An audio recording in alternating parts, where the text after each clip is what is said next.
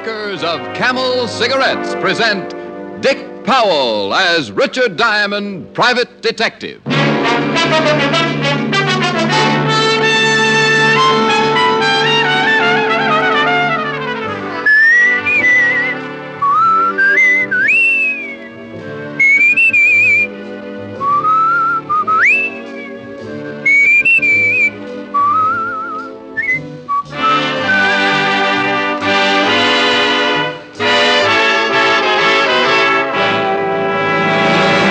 Not one single case of throat irritation due to smoking Camels. That's what noted throat specialists reported in a coast-to-coast test of hundreds of people who smoked only Camels for 30 days. Make your own 30-day Camel mildness test, the sensible, thorough cigarette test, and see why more people smoke Camels than any other cigarette.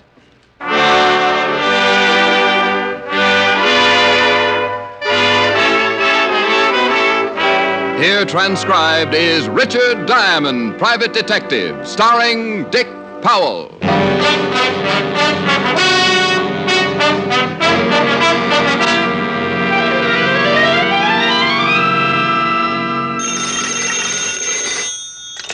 Diamond Detective Agency, put up or shut up. Hi. Oh, hi, Helen. You busy? Oh, like a hibernating bear. No business? I've seen more action in a bankrupt turtle farm. Oh, things can't be that bad. I'm even getting an echo in here. Rick. Really? Listen. Hello? Hello? See? Rick, was that really an echo? Oh, wait a minute. Hey, my girl wants to know if you're really an echo. I beg your pardon. Honey, I'll call you back. This echo has a man with it. Bye. Bye. Can I help you, sir? I am looking for Mr. Richard Diamond. Why? Now, that's an extremely unique question. I want to sell him 10 tons of pig iron. Well, I'm very sorry, but I made a New Year's resolution that I wouldn't build another battleship until I paid up my bill at the automat. My name is Barr, David Barr. Now, if you'll stop talking like a television comedian, I would like to discuss a business arrangement. Well, my name is Diamond, Richard Diamond. And if you're rolling in money, I'd be very happy to discuss any arrangement you could dream up. How much do you charge, Mr. Diamond? Well, that depends. Anything short of a felony, $100 a day in expenses. How earthy? Well, it keeps my ribs from showing. Have you ever heard of me, Mr. Diamond? Well, I have a feeling this may lose me a quick sale, but very frankly, Mr. Barr... No matter, I can see by your clothes that your wardrobe must be fashioned exclusively by popular mechanics. No. Well, okay, we've kicked it around. It's been fun, but I'm beginning to get winded. What do you want to see me for, Mr. Barr? I want you to guard my store. Store? Yes, I have the most fashionable men's haberdashery and tailoring business on Madison Avenue. And you want it guarded? Perhaps I should give you some background concerning the disgusting incidents that led me to your, office. For the lack of a more sordid description, yes, office. I'm sure the whole background must be very disgusting. 2 nights ago, my shop was vandalized. Somebody broke in and swiped something. Yes. To be exact, 1 blue serge suit. 1 suit? One. I reported the incident to the police, and they summed it up with the same brilliant observation as you. To quote the sergeant, somebody broke in and swiped something. Now, look, Mr. Barr, don't tell me you want me to find that blue suit. No, this was not the end of the trouble, Mr. Diamond. Somebody lifted a hand-painted tie, maybe? Naturally, my employees were questioned, and the following day the police returned to their little precinct, satisfied that somebody had merely... busted in and swiped something. Yes. Well, the following night, my shop was again the object of vicious vandalizing. This time, the party, or parties responsible, took every foot of blue serge material in the shop. Oh, now, wait a minute. First, somebody breaks in and takes 1 blue serge suit. The next night, all the blue serge material in the store is stolen. What's the matter? Did you run out of suits? All my suits are custom tailored, Mr. Diamond. Oh. My stock of finished merchandise is generally sparse. We complete only 2 or 3 suits a day. The missing blue serge was hanging with 2 other suits. The property, of course, of one of my best customers. And the thief didn't touch the other 2 suits? No. And on the following night, the night of the second burglary, a gray flannel was left untouched. The suit and the cloth stolen were both blue serge. Correct. Naturally, I had to order another stock of the same material. It's in the shop now, and I should not be able to sleep a wink unless I was certain that it was safe. And you want me to sit up with the blue serge? Exactly. I am considerably interested in finding the motive behind these unusual robberies. Oh, well, this is certainly a first in my life. I've sat up with a lot of things, but never 15 yards of blue serge. The illustrious Mr. Barr handed me a $100 retainer, ran a white glove over the top of my desk like an inspecting general, made an observation on the pursuit of happiness, and went out of my office faster than a bad molar at a dentist convention. We had agreed to meet at his shop at 6 o'clock that evening. So I pasted the $100 bill to my instep, put the instep up on the desk, crossed the other instep over it, leaned back and dozed off, secure in the knowledge that money would never go to my head.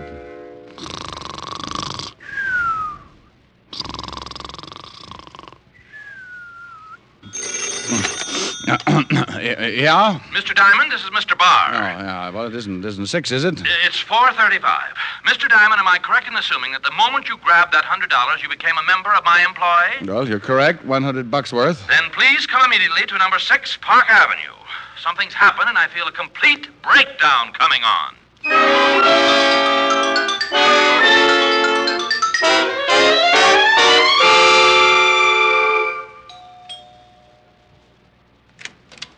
Oh, come in, come in. Oh, what's happened? Oh, if this keeps up, I may be living on dream pills. I've been eating them like peanuts. Well, maybe if you gave me a hint. I have been robbed. Well, didn't we go through this thing in Here, I've been robbed here in my apartment. What? I came home, took a bath, went in to get dressed, opened my wardrobe, and to my complete horror, found 3. My only 3 blue serge suits were missing. Oh, no. A potent reaction. Oh, no. Now, why didn't I think of that? I can't imagine. It's certainly simple enough. We'll spend a whole day insulting each other after you solve this mystery. So for now, strain yourself and try looking like a detective with a $100 retainer in his pocket. Well, it's not in my pocket. But if we go into that, I'll leave myself wide open. Show me your wardrobe. Mr. Barr's apartment was as overdone as he was. I stepped down into the living room and found myself wading through a carpet that called for a dog sled to negotiate it. The smell of incense made me keep looking back over my shoulder for the dancing girls. He led the way into a bedroom that George Washington wouldn't have slept in without an armed guard and opened his wardrobe. 2 dozen $300 suits stretched from one end of the closet to the other, and there was enough material in that wardrobe to drive a frustrated moth into a complete fit. They were hanging right here in this space. You sure they couldn't be at the cleaners? They were here this morning. Oh, what's that on the bed? That's a blue serge suit. Mr. Diamond, that is the suit I was wearing when I came into your office. No, well, I was so busy looking at your money. Well, what is to be done? Well, I got to admit it's sure a strange one. You are constantly coming up with the most astute observations. Oh? Wait till I get around to your personality.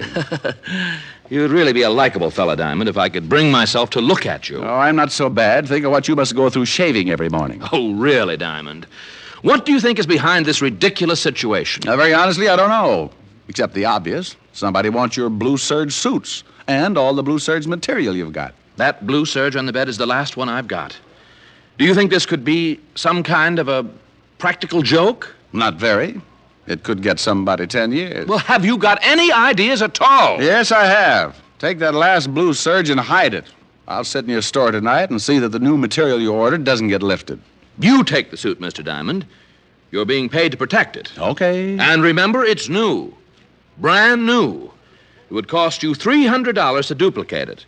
So for the sake of your home and kiddies, don't stuff your big shoulders into it. He gave me the key to his store and told me how to shut off the burglar alarm. He gave me the phone number where I could reach him that evening in case something happened, draped the blue suit over my arm, and hurried me out of the room like he was getting rid of a plague victim. I grabbed a cab, and 10 minutes later, I was unlocking the door to my apartment. I started to toss Mr. Barr's suit on the bed, but thought better of it, so I went to the closet, opened the door, and reached for a hanger. Now, unlike Mr. Barr's wardrobe, I generally sport a variety of items. A couple of sport coats, a few old Letterman sweaters to fill up the space, 4 pair of slacks, and usually, mind you, I say usually, 2 suits. One of which I was wearing at the moment. The other was a blue serge. Was right, because where my blue serge suit once was, it wasn't. That did it. First, Bar loses everything in sight that happens to be Blue Serge. Then I come home and find that one of the 2 suits I had to my name had been swiped. I burned.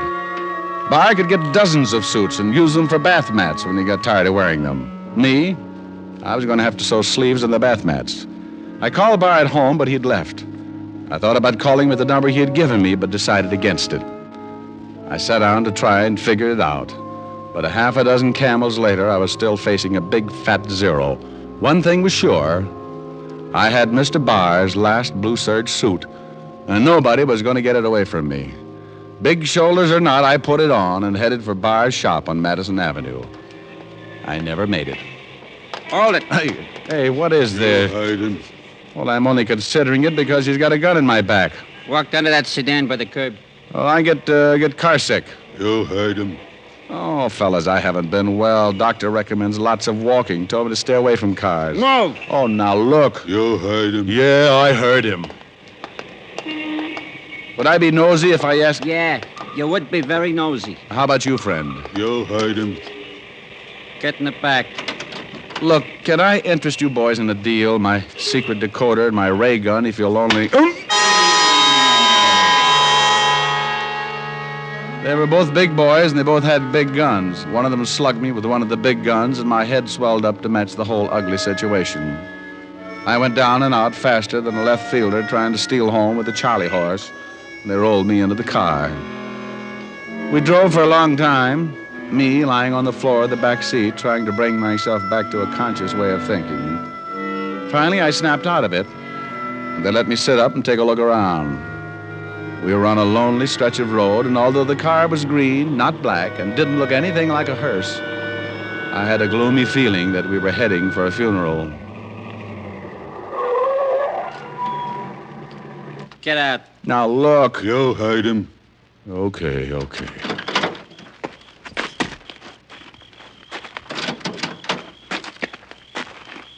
Look, fellas, the least you can do is tell me... Get out of that suit. Get out of the suit? You heard him. Take it off, and take it off quick. Well, okay. Would you mind turning your backs? You want to get belted again? No. I'll take it off. Take the coat, Hunts. Yeah, Hunts. Here. Now the pants. Come on. Oh, all right. But it's cold. I'm getting goosebumps. Hand him the pants. Now you are, Hunts. Oh, so you're the guys who've been after the Blue Serge suits. Walk him off the road, Hunts. Yeah, what if a car came by, me in my hand-painted shorts? Get him off far enough so they won't find him right away. Move! Oh, now look. You heard him. Yeah, I sure did.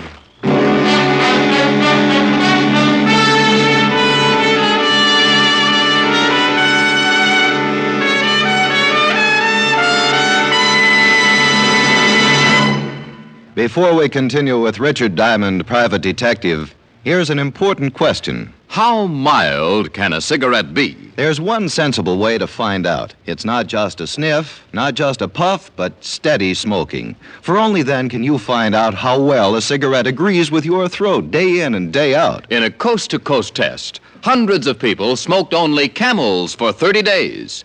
Each week, their throats were examined by noted throat specialists who reported not one single case of throat irritation due to smoking Camels. Make your own 30-day Camel test. Enjoy the rich, full flavor of Camel's costly tobaccos for 30 days and find out just how mild a cigarette can be, how mild Camels are, pack after pack, week after week. It's the sensible, thorough test, a test that will pay off in years of smoking enjoyment.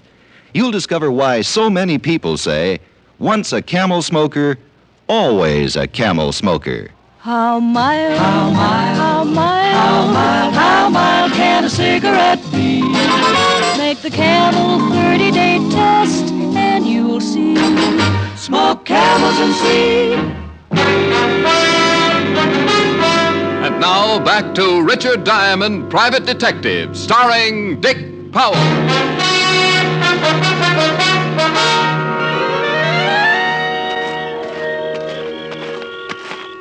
I kept walking with Hunts right behind me, his big gun pointed to the middle of my back.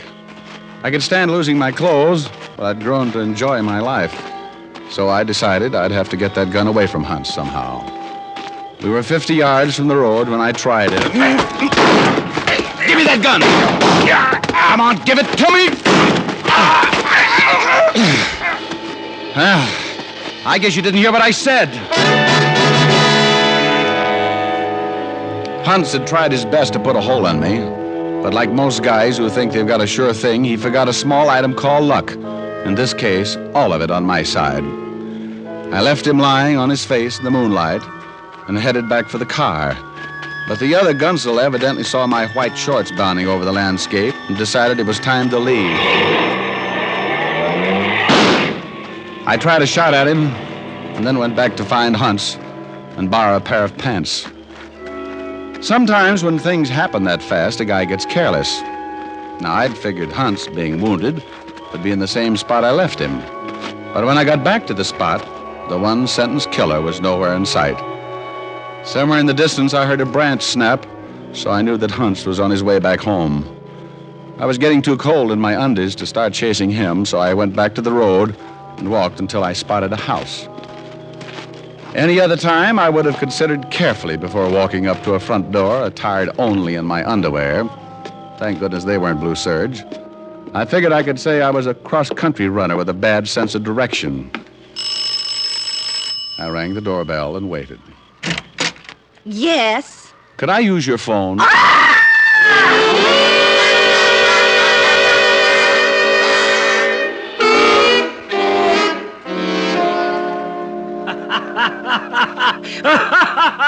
Oh, shut up, Walt. Boy, did you look silly when they dragged you in here. Oh, I don't know. Otis thought it was a burlesque raid and asked me for a date. Would you mind telling me what you were doing running around like that? Well, that woman's husband was chasing me. What did you think I was doing? Well, you can't blame the old man for chasing you. You scared his wife right out of her wig. Now, why don't you tell me what this is all about? Because I don't know. Well, how'd you lose your clothes? Let me make a phone call and I'll tell you all about it. I put in a call to David Barr and asked him to meet me at the store. Then I briefed Walt on everything up to date. Walt said, "Are you nuts?" And I left before I had to lie. I went back to my apartment, climbed back into the only suit I had left, and 20 minutes later, I was standing in David Barr's shop on Madison Avenue. I explained the events of the last couple of hours, and Mr. Barr said, Disgusting. You bet. I just can't understand it. Move over. Don't you have any theories at all? Well, vague ones. That blue suit that you gave me. Tell me about it. The material was originally ordered for a customer who failed to show up, so I had it made up for me. Where did you get your cloth? Black & Winterfield. Although I'm certain you've never enjoyed the benefit of their merchandise, you must have heard of them. What customer was the material ordered for originally? Oh, not one of my steady customers. He left a deposit. Well, what was his name? Kingsley. Leonard Kingsley, a small man with a preposterous stomach. I had to order 4 yards. Well, that's Mr. Kingsley. He's never called or gotten in touch with you? No. So needing another blue suit, I use the material for myself. If he comes in, I can always order more material. Didn't you take his measurements? He was in a hurry. He picked out the Serge from the book, gave me a deposit, and told me he'd be back that afternoon for the measurements. That was over a month ago. What are you driving at, Diamond? How do I know? I'm just fishing. The whole thing has got something to do with blue serge material in that blue suit. You're getting disgustingly repetitious. I suppose you're going to tell me this Kingsley sent 2 hired killers to steal my goods because he thought it was easier than coming in for a fitting. I don't know. Where's your phone? On the desk. It's the only thing in the whole shop that looks anything like a phone. Honestly. I got more of a description of Leonard Kingsley and put in a call to Walt at the precinct. I gave him the information, asked him to run a check. Then I said goodnight to Mr. Barr and settled back in a chair to guard the store. I'd been sleeping about an hour when Walt called back. What do you know about this Leonard Kingsley, Diamond? Well, now, there's a brilliant question. Why do you think I called you up? I don't know anything. I want to find out. Well, where did you hear about him? From my client? That bar guy you told me about? That's right. This Leonard Kingsley came into his store, ordered a suit, never came back. That was because he couldn't. Come back? Yeah. About a month ago, this Leonard Kingsley was killed in a car accident. Stepped off the curb and a car hit him. You sure it was an accident? Yep. Woman hit him. There was an inquest. Witnesses say it was all Kingsley's fault. All right. What's the rest? Rest? Oh, stop with the Little Red Riding Hood. Something's up. Well, this is confidential, Rick. Well, it'll stay that way. The FBI have got a share in this thing. What? It seems that when a check was run to find Kingsley's home and relatives, all of the credentials he had on him turned out to be phonies, particularly his passport. What did the feds find out? Kingsley was from one of the Iron Curtain countries. Espionage.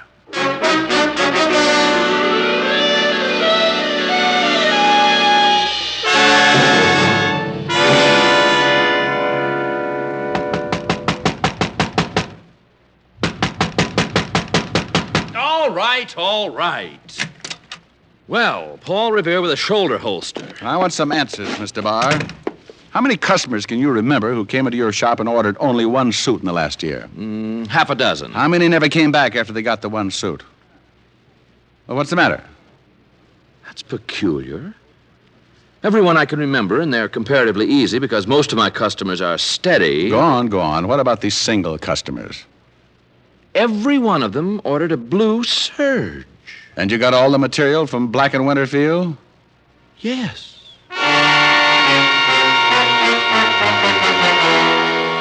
The whole thing was beginning to make sense. What better way of getting information out of the country than in the material of a suit? I dragged Barr down to the store again, got the names of all his single customers who had ordered blue Serge suits. Then I went over to the 5th Precinct and had Walt make a check on them. 2 hours later, the U.S. Customs Department sent in an interesting teletype. Rick, every one of those guys have left the country and hasn't returned. And 8 to 5, the FBI can find out plenty. Well, give them the information. Let's go over to Black and Winterfield. I want to take a look at that store. See if I can find out how anyone can hide any kind of information in 3.5 yards of blue Serge.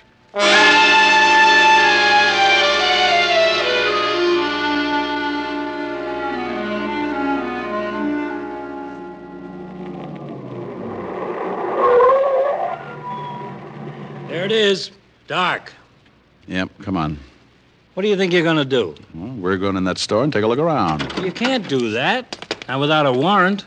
All right, Fatty, just so you won't disgrace that lovely badge, I'll go in first, and you can come in and arrest me for breaking and entering. Now, Rick, you wait a minute.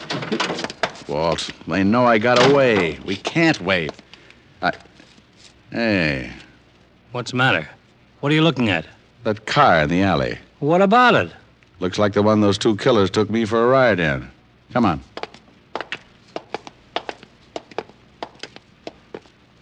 Well? Looks like it. Wait a minute. I took a shot at it, and maybe I can... Wait, I'll light a match. Uh-huh. Yes, sir. Here it is. Nice little bullet hole. Well, I'll be... I think one of my little headhunters is in that building. Still want to get a warrant? Let's go. How are we going to get in? Oh, you'll figure something out. You're really a second-story man at heart. Rick, wait a minute. What is it? Look at this. Isn't that blood? Huh. Looks like both of them are here. Leads right in the door. Locked. Let's go around back. We ducked around back and spent the next 10 minutes jimmying the window. And Walt couldn't have been more professional if he'd done time in Sing Sing. He jimmied it without a sound and knew just how to disconnect the alarm. We squeezed through and dropped to the floor.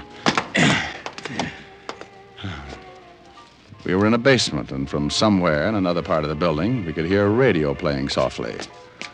We went up the steps to the first floor and stopped to listen. The radio was to our left, down a long corridor. We stayed against the wall and edged our way toward a door at the end of the hall. A thin strip of light showed at the crack, and we moved up and listened, holding our breath. How you feeling, Hunts?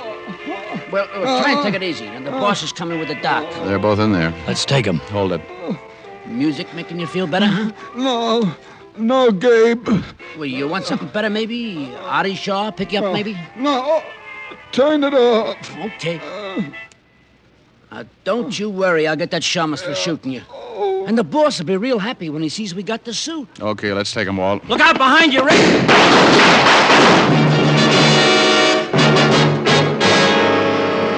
It all happened so fast there wasn't any time to think. Suddenly, there were two men standing behind us in the hall. By the time the smoke cleared, both of them were down, and Walt and I were shaking like a hula dancer with a hot foot. Then, before we could catch our breath, Gabe came running out. I'll get him, Rick. No, I'll get him. You go in and take care of the wounded one. Walt went in after Hunts, and I took off after the other. I caught him just as he dove through the front door. Hold it! Okay. I'm bleeding.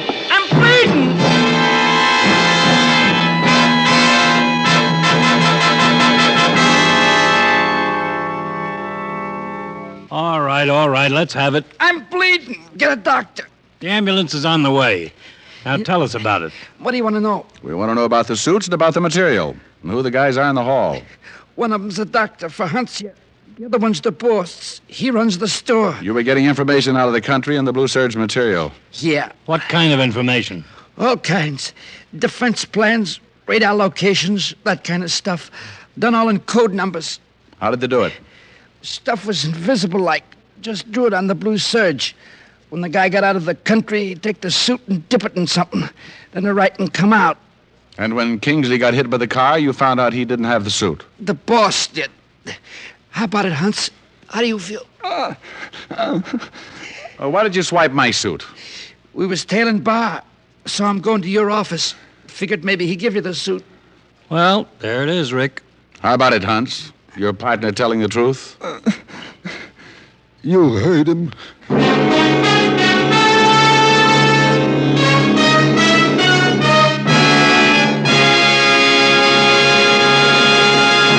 Dick Powell will return in just a minute.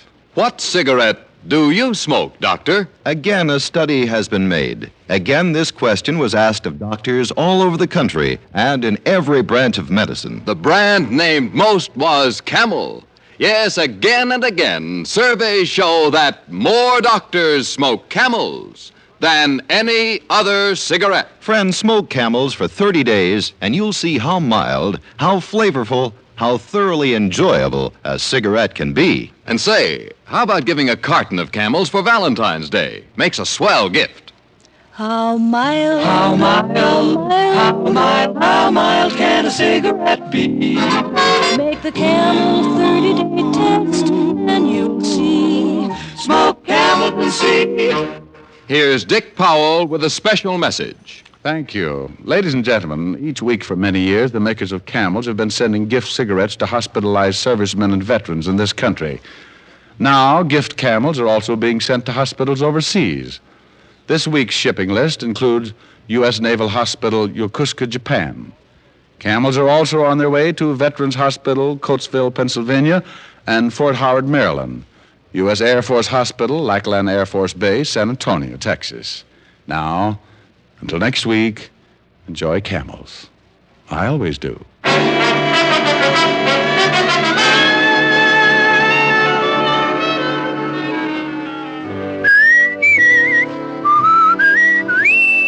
Dick Powell can soon be seen in his new RKO picture, Cry Danger. Tonight's adventure of Richard Diamond was written by Blake Edwards with music by Frank Worth. Our director is Helen Mack. Featured in the cast were Virginia Gregg, Wilms Herbert, and Arthur Q. Bryan.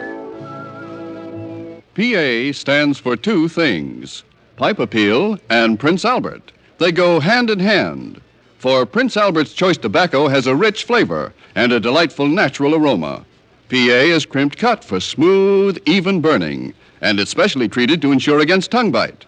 Get Prince Albert, the National Joy Smoke, America's largest selling smoking tobacco. Listen next week for another exciting transcribed adventure of Richard Diamond, starring Dick Powell.